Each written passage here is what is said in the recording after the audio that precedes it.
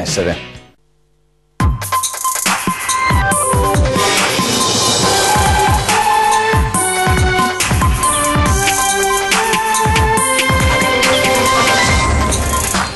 Non può essere espulso perché profugo, picchiò 2 agenti a Padova inneggiando all'ISIS e esaltando gli attentati di Barcellona. Torna libero, ne pesta altri 2, polemica a Padova. Sto con i carabinieri ed è ancora bufera sulle parole della consigliera trevigiana De Zanet sui presunti stupri di Firenze. Una sindaca del PD e con lei difendeva l'arma in genere. Fonderanno nuove scuole definite Novax, l'idea anticipata al sabato da Antena 3 prende corpo, i genitori contrari all'obbligo si consorzieranno per i bimbi. Il peggio è passato ma siamo senza luce e acqua, così Paolo Del Gallo, commerciante vinicolo trevigiano, nell'inferno di Miami dopo il passaggio di Irma. Eroina killer, 8ª vittima in pochi mesi nel veneziano, 3 in appena 10 giorni. Nuovo dramma al villaggio dei Fiori di Spinea, indagano i carabinieri. Collaborazionismo con il nemico Israele, con questa accusa è stato arrestato al rientro in patria il regista libanese Doueiri, appena premiato alla Mostra del Cinema di Venezia. Laura Coden è la seconda più bella d'Italia, la veneta di Feltre, 19 anni, è arrivata a un soffio dalla fascia di Miss nella finale di Jesolo. Buongiorno e ben ritrovati in diretta con informazioni di Antena 3, la nostra prima edizione, il racconto di questa mattinata. Dunque avete sentito la polemica ancora una volta a Padova, nel momento in cui c'è gran paura perché a Milano sono stati rubati 3 furgoni della DHL, ovviamente l'antiterrorismo pensa possano essere utilizzati per un attentato nel nostro paese. Si torna a discutere di quel migrante che fu arrestato solo pochi giorni fa per aver picchiato selvaggiamente 2 agenti in un parco di Padova mentre inneggiava all'ISIS e agli attentati di Barcellona. Tornato libero, non può essere espulso perché profugo e ha pestato altri 2 poliziotti. Solo 10 giorni fa ai giardini dell'Arena aveva malmenato 2 poliziotti urlando Allah Akbar. È tornato in azione il 22enne richiedente asilo che nelle scorse ore, fermato mentre stava bevendo una birra in Corso del Popolo, ha nuovamente aggredito gli agenti mandandoli in ospedale. Lo straniero, su cui pende un provvedimento di allontanamento dal territorio veneto, ha tentato di ribellarsi sferrando calci e pugni ai poliziotti. Questa volta non ha inneggiato ad Allah, ma la violenza era dovuta quasi certamente ad un elevato tasso alcolico nel suo sangue. Gli agenti, nonostante le ferite, alla fine sono riusciti a bloccarlo. È stato arrestato per resistenza a pubblico ufficiale e lesioni aggravate. I poliziotti sono stati ricoverati con alcuni giorni di prognosi. Il ragazzo del Gambia non può essere espulso, è infatti un richiedente asilo che ha fatto ricorso. Le decisioni su di lui sono congelate in attesa che il tribunale decida da farsi. E poi le dichiarazioni della consigliera trevigiana Petra De Zanet, che su Facebook sabato ha scritto "sto con i carabinieri", un diluvio di dichiarazioni, attacchi, anche insulti attraverso i social. Lei spiega in un videomessaggio cosa intendeva dire e poi dalla sua parte però si schiera un sindaco del Partito Democratico, il primo cittadino di Silea, Rossella Cendron. Io sto con i carabinieri, aveva scritto la consigliera comunale di Ponte di Piave Petra De Zanet sul caso del presunto stupro perpetrato dai 2 militari a Firenze, accusati dalle studentesse americane che, ubriache e rimaste a piedi, sono state riaccompagnate a casa proprio dalla pattuglia dei 2 militari. Trovo ancora più grave la falsa denuncia fatta dalle 2 ragazze, dove dichiarino un rapporto inconsenziente e invece dichiarino il falso, dove lo dichiarano con uno stupro oppure una violenza subita da uno dei 2 carabinieri. Io credo sia un fatto gravissimo anche nei confronti di chi veramente ha subito uno stupro ed una violenza. La De Zanet insiste attraverso i social in un lungo weekend durante il quale si è elevato un vento di indignazione, dichiarazioni di sdegno e insulti per l'ex leghista pupilla di Gentilini. Lei conferma il proprio pensiero e sembra escludere l'idea della violenza, convinta invece, forse, si sia trattato di rapporto consenziente come sostenuto dal primo appuntato. Grave dice che abbiano utilizzato la pattuglia per trasportare 2 civili, ma la sua è una difesa dell'arma in toto. Su questo arriva la solidarietà di un sindaco PD. Io mi sento di dire che il consigliere De Zanet ha spiegato la sua posizione, cioè quella di difendere l'arma dei carabinieri e l'azione che ogni giorno questa fa al fianco dei cittadini. Quindi davvero i processi si fanno in tribunale e credo che l'intento di Petra De Zanet fosse esattamente questo, e il resto, ripeto, lo risolviamo in tribunale perché è lì il luogo giusto. Ora torniamo a parlare di vaccini. Sono le ultime ore per presentare l'autocertificazione per i bimbi di nidi e materne. Intanto le famiglie di irriducibili, come avevamo anticipato nei giorni scorsi ad Antena 3, pensano di fatto di fondare degli asili nido Novax. L'ora X scattata oggi, scade secondo la legge 119 il termine ultimo per la presentazione della documentazione per i bimbi che frequentano nidi e materne. Nelle prossime ore si saprà dunque quanti sono i piccoli che per volontà dei genitori che non intendono adeguarsi all'obbligatorietà prevista nella normativa hanno deciso di tenere a casa i propri figli. Una presa di posizione che pone inevitabilmente mamma e papà di fronte al problema di come gestire i bambini, un ostacolo che però questi genitori sembrano aver già superato. Praticamente abbiamo quel periodo di tempo transitorio per veramente uscire dall'ambito scolastico, diciamo all'ambito scolastico ufficiale.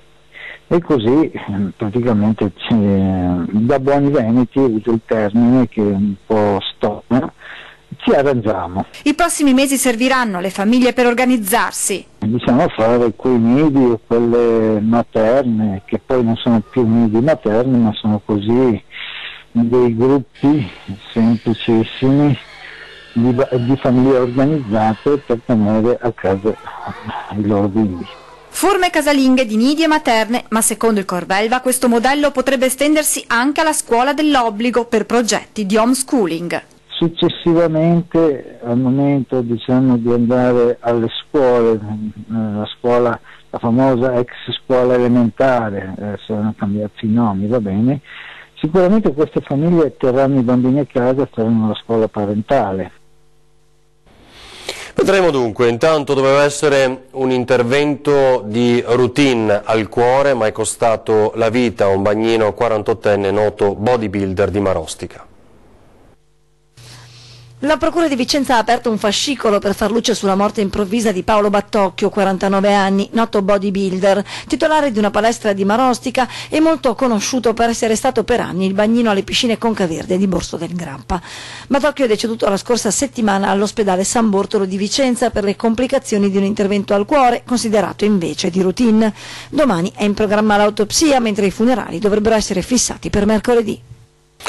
Grave incidente sul lavoro questa mattina, visto come vittima un operaio italiano di 58 anni, colpito alla testa da una parte di carico di mattoni caduta dall'alto. È successo all'interno di un cantiere edile nella frazione di Mussetta, a San Donà di Piave. Il lavoratore era impegnato in quel momento, attorno alle 8 del mattino, nelle operazioni di scarico di un camion. Secondo una prima ricostruzione dell'accaduto, parte del materiale si è sfilato durante lo spostamento sull'impalcatura ed è precipitato in basso, colpendo il 58enne. Immediatamente è scattato l'allarme, è stato allertato il 118 che ha inviato sul posto un'ambulanza. L'uomo ha un importante trauma cranico, per ora la prognosi è riservata. Mio figlio è stato accoltellato per essere ucciso, è vivo per miracolo, così Pasquale Caggiano, papà di Umberto, il 26enne, accoltellato, ricorderete, nei giorni scorsi per futili motivi nel parcheggio del Palex Pomar a Caorle, ma infuriano le polemiche per la pubblicazione delle foto dei due aggressori che su Facebook sono stati addirittura destinatari di minacce di morte da altri internauti. Ha rischiato la vita, ma fortunatamente ora è fuori pericolo e le sue condizioni di salute sono in miglioramento. Umberto Caggiano nelle prime ore di sabato era stato raggiunto all'addome da un coltello che gli ha procurato gravissime ferite. Uno dei colpi avrebbe potuto recidergli l'arteria femorale. Il giovane di 26 anni era nel parcheggio del Pala Expo Mar, dove era in corso il Caorle Street and Food Festival. La vittima stava passeggiando tra la folla con lo smartphone in mano quando qualcuno inavvertitamente gli ha finito addosso facendogli cadere il telefono. Dal banale episodio è nata una rissa che rapidamente è degenerata. Uno dei giovanissimi oggetto degli improperi del 26enne ha estratto un coltello dalla lama lunga oltre 10 cm e, aiutato dall'amico, ha colpito l'avversario con diversi fendenti all'addome. Lo volevano uccidere, ha detto il padre del giovane, titolare di un noto ristorante a Caorle, svegliato nel cuore della notte dalla telefonata di un amico del figlio che l'avvisava dell'accaduto. I carabinieri, grazie alle testimonianze raccolte nell'immediatezza del fatto, sono riusciti subito a individuare e arrestare i due aggressori, due ventenni del posto, che dopo la pubblicazione delle loro foto sono stati oggetto di pesanti insulti su Facebook e anche di minacce di morte. Ora torniamo a parlare di Irma. Sapete che è stato declassato il violentissimo tifone, stiamo bene anche se ancora al buio e senza corrente. Queste sono le parole di Paolo Dal Gallo, il commerciante di un'azienda vinicola originario di Pedroba a Treviso, barricato nel suo appartamento di Miami per il passaggio dell'uragano Irma. Dal Gallo non ha voluto allontanarsi dal suo appartamento sulla 67esima Street perché la moglie, Anna Galante di San Vito al Tagliamento, è all'8° mese di gravidanza. Per fortuna l'occhio del ciclone ha schivato Miami, racconta i danni non sono ingenti, domani si vedrà, così il ragazzo trevigiano racconta all'ANSA.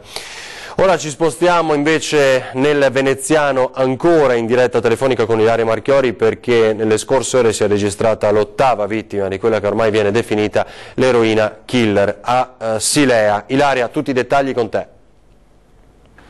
Sì, buongiorno da Venezia. C'è stata un'ennesima morte per sospetta overdose nel territorio. È successo domenica mattina intorno alle 10. I medici del SUEM sono intervenuti a Spinea, zona Villaggio dei Fiori, dopo che una donna aveva trovato il figlio 36enne privo di sensi. Ma nonostante l'intervento tempestivo, per lui non c'è stato nulla da fare. Sul posto dunque sono giunti anche i carabinieri per cercare di ricostruire le ultime ore di vita dell'uomo, perché il sospetto è che possa trattarsi proprio di un decesso per overdose, e se questa ipotesi dovesse essere confermata si tratterebbe dell'8ª morte nel giro di pochi mesi per la stessa causa. E ovviamente sul banco degli imputati, come abbiamo già detto anche più e più volte nel corso dei nostri telegiornali, ci potrebbe essere una partita di eroina più forte, spacciata soprattutto dai nigeriani e che avrebbero rubato gran parte della piazza ai magrebini a Mestre, dove nei giorni scorsi, lo ricordiamo, hanno perso la vita un 21enne e un 44enne, in entrambi i casi collassati dopo aver assunto lo stupefacente. Le indagini sono in corso, soprattutto per quanto riguarda la tragica morte di una giovanissima, nei confronti di due spacciatori sospetti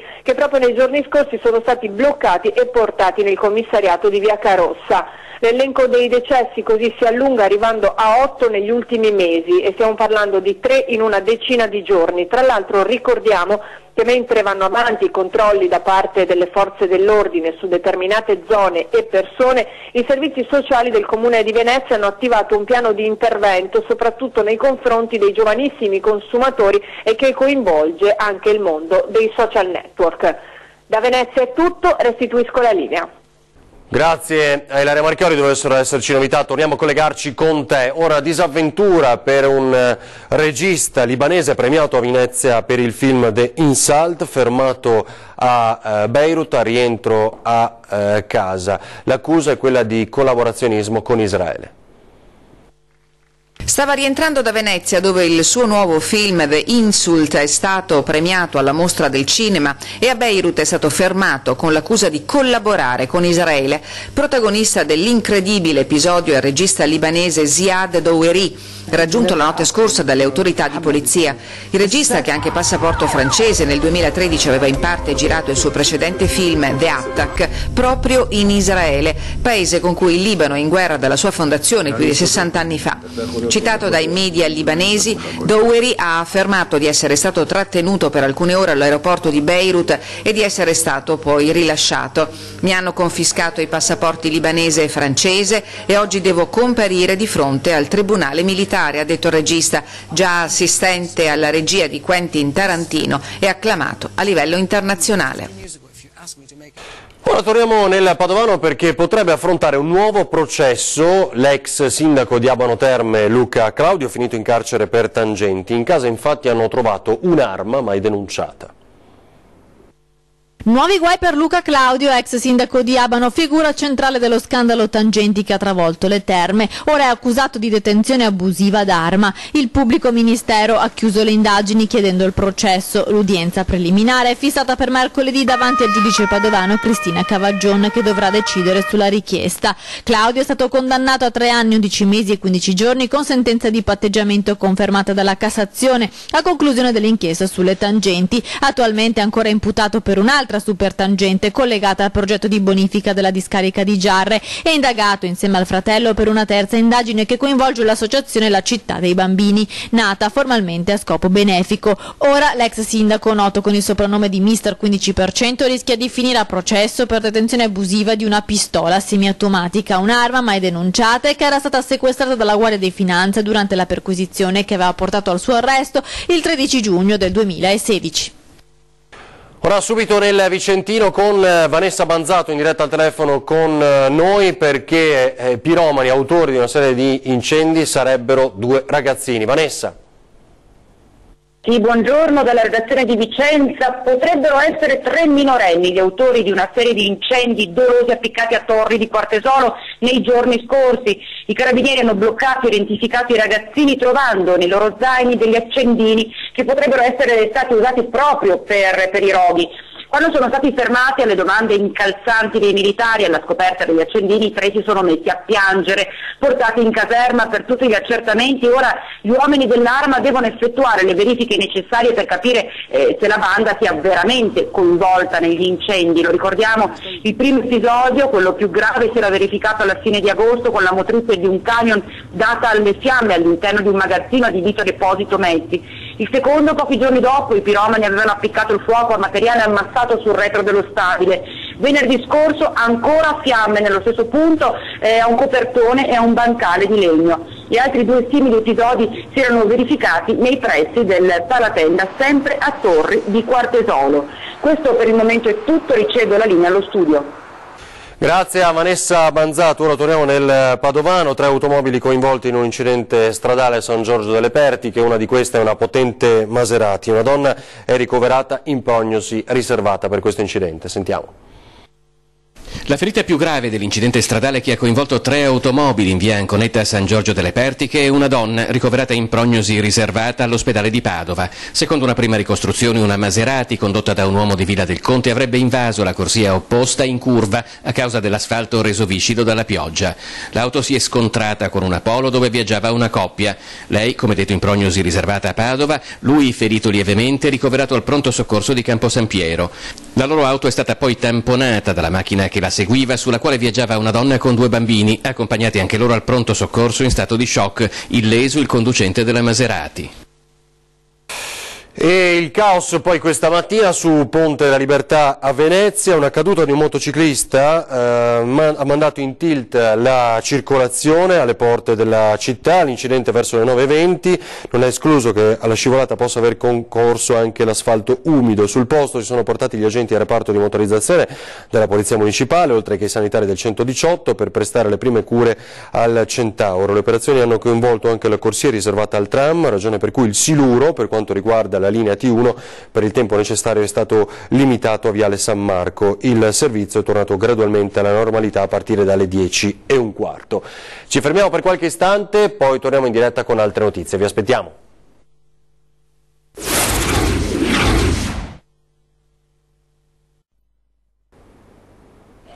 Torniamo in diretta alla nostra prima edizione, adesso a Volpago, dove le opposizioni chiedono al sindaco di trattare con Banca Intesa. Al centro di questa trattativa ci sarebbe ancora una delle sedi più prestigiose di Veneto Banca, ovvero Villa Loredan a Venegazzù. Quello che assolutamente non chiediamo è l'acquisizione della villa, sia per un costo eccessivo per quanto riguarda l'acquisizione che per la gestione. Quello che noi invece chiediamo è appunto di poter usufruire tutti i cittadini di questo bene. Troppi anche per l'opposizione, 17.360.000 euro per Villa Loredan. Tanto è stato chiesto al comune di Volpago, che nei giorni scorsi ha rinunciato alla prelazione d'acquisto di uno dei gioielli finiti nel fallimento di Veneto Banca. Una sede storica acquistata dai conti Loredan dalla famiglia Benetton, che poi poi l'ha completamente ristrutturata e poi l'ha ceduta alla Banca di Montebelluna. Nella sua sala ipogea si sono consumati gli ultimi atti di Veneto Banca, quasi il bunker delle decisioni irrevocabili dopo i fasti della tensostruttura che puntualmente ogni anno veniva montata per le assemblee dei soci.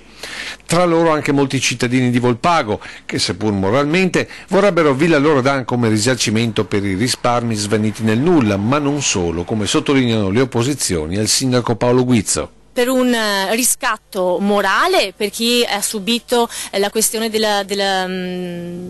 Veneto Banca e anche sociale perché la villa è stata restaurata con soldi pubblici. Vista l'importanza dal punto di vista storico e monumentale che ha il bene Villa Spineda, vorremmo che il cittadino potesse usufruirne, se non completamente perlomeno del parco, ma almeno in parte. Ci sono grandi monumenti all'interno del Veneto che fanno parte delle Ville Veneto che sono utilizzate proprio per mostre e incontri di questo genere. Secondo voi il sindaco recepirà questa istanza? Noi l'abbiamo invitato, poi vedremo. Ora Feltre che è pronta a riabbracciare la bellissima Laura Coden che è arrivata seconda al concorso di Miss Italia a Jesolo nella serata di sabato, proprio mentre Jesolo intanto festeggia la Kermesse. Che la vincitrice di Miss Italia 2017 è la numero 07, Alice Rachele Arlanc.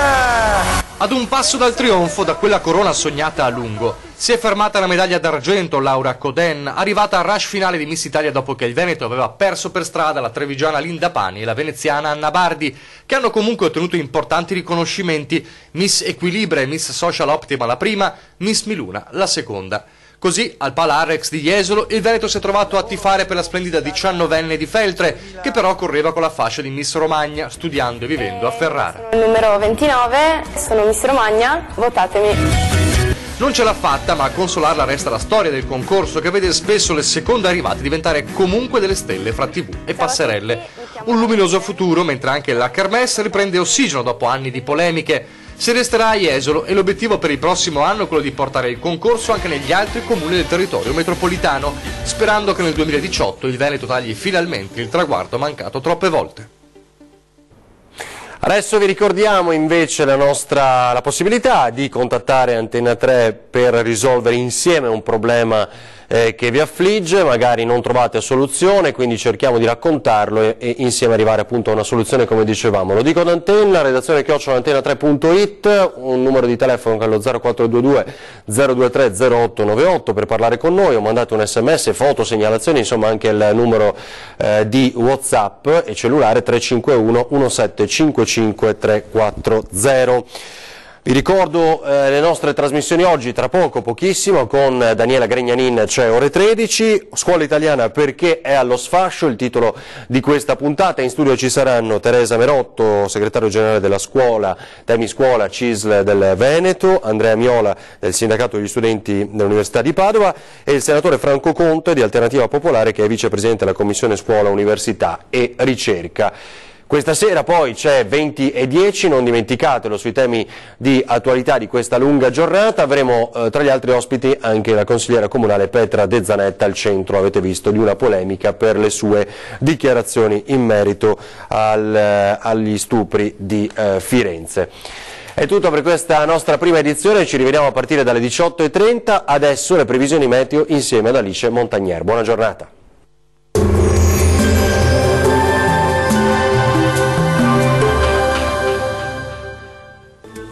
Prosegue il forte maltempo anche in questo inizio di settimana. Vediamo insieme dove sarà più intenso. Sul Veneto insiste, come detto, un tempo fortemente instabile con possibilità di rovesci e temporali su buona parte del territorio. Locali nubifragi e precipitazioni abbondanti su Veneziano, Padovano e Trevigiano. Vediamo anche le temperature, le massime risultano essere comprese tra i 19 e i 24 gradi circa, minime a 17-21 gradi.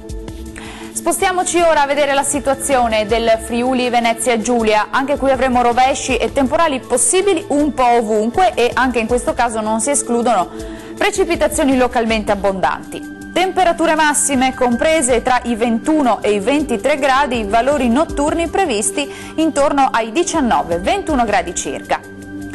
Concludiamo con uno sguardo al Trentino Alto Adige, anche qui rovesci e temporali diffusi, ma non mancheranno locali schiarite.